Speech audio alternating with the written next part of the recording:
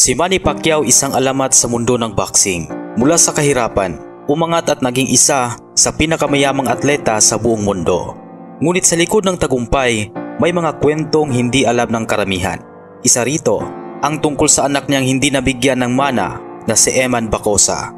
Ano nga ba ang tunay na kwento sa likod ng batang ito na tinatawag ng ilan na anak sa labas ng pambansang kamao?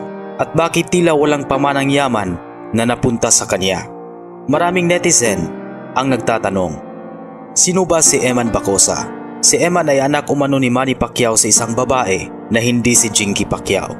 Lumaki siya sa labas ng spotlight at malayo sa marangyang buhay ng pamilya Pacquiao sa General Santos City. Habang ang mga anak ni Manny kay Jinky ay lumaking mayaman, kilala at nakatira sa mansyon, si Eman naman ay tahimik na namuhay, malayo sa media at sa karangyaan. Ali po kayo at nang makita niyo po yung bahay po namin. Hindi siya lumaki na kilalang anak ni Manny. Sa katunayan, maraming taon ang lumipas bago siya tuluyang makilala ng publiko bilang anak ng pambansang kamao. Dahil sa pagiging anak ni Manny Pacquiao, inaasahan ng marami na madali ang buhay ni Eman. Ngunit taliwas dito, pinili niyang tahakin ang mahirap na landas ng boxing tulad ng kanyang ama. Marami ang nagsasabing gusto niyang patunayan na hindi lang siya anak ni Manny, kundi may kakayahan din siyang gumawa ng sariling pangalan sa mundo ng sports.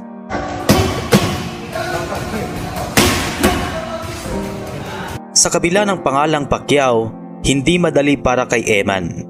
May mga taong humuhusga, may nagsasabing ginagamit niya lang ang apelyido at may ilan namang naniniwala na may dugo talaga ng isang tunay na mandirigma. Ngunit isa sa mga mainit na usaping bumabalot kay Eman Bacosa ay tungkol sa mana. Ayon sa ilang ulat, wala siyang natanggap na anumang pamana o yaman mula kay Manny Pacquiao. Walang bahay, walang lupa at walang malaking halaga ng pera taliwas sa nakasanayang karangyaan ng pamilya Pacquiao. Grazie. Marami ang nagtatanong, bakit tila hindi binigyan ng kahit kaunting mana si Eman?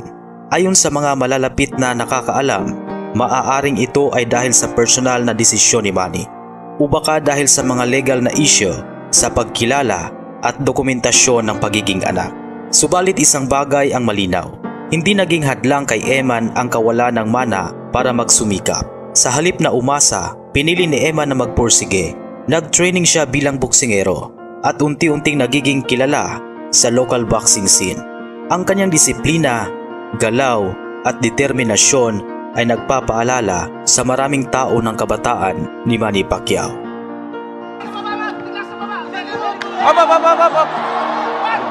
Ngunit higit pa ron, gusto ni Eman ipakita na may puso siyang marunong lumaban sa tunay na buhay, hindi lang sa loob ng ring. Maraming kabataan ang humahanga sa kanya dahil sa kanyang pagiging humble, simple at totoo sa sarili. Siyempre, sobrang saya ko po na bubusog po yung puso ko. Sabi ko, ay thank you Lord. Kung tutuusin, hindi lahat ng pamana ay nasusukat sa pera o material na bagay. Minsan, ang pinakamahalagang pamana ay ang dugo at determinasyon na nasa loob mo.